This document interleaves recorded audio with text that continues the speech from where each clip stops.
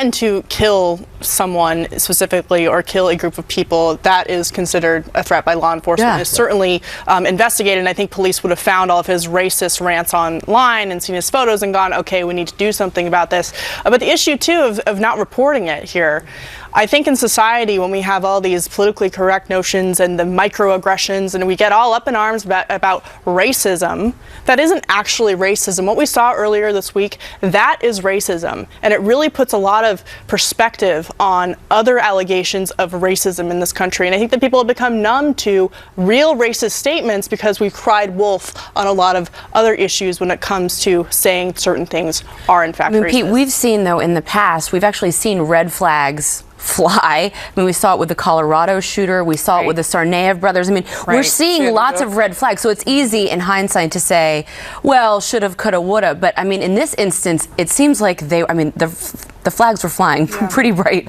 The roommate said he was planning an attack for 6+ months. What more do you need? Yeah. He should have gone to law enforcement. Yeah. Well, and he had arrests back in February. And he had another one for going back to a shopping mall and acting strangely, even though there was a 3-year ban on him not to return to that shopping mall and talk to employees and do what looked oddly like some sort of surveillance and asking questions, strange questions of employees and things. Yeah, Melissa, it's a strange rap sheet. I mean, it doesn't, you'd think that there would be some kind of foreshadowing with what he was, but not really. Well, it is bizarre. I mean, he was casing, it seemed like the shoe store that you were talking about. That was really strange. But all the comments, I mean, back to the comments that he made to friends, you kind of get, I mean, if everybody reports all the comments that everybody makes all the time, then we get to another place where it's like too much information for authorities to even process. I think that's a great. I think that's a great point. Though, that had a lot of slices. You had a couple of. You had a felony arrest. You had a rearrest. You had a racist rant. You had these things. And say you slice a pie in 8 pieces, you had at least 6.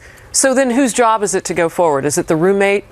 You know, everyone's. But I think Melissa and Katie really touched on something important, is that so many people are crying wolf, and we spend so much energy in this crybaby society trying to search for and stretch instances of racism and find them when they're not there, that we're not focused on the actual instances of racism when it's right in front of our face. Exactly. All right. Less than 1 day after that deadly shooting in South Carolina.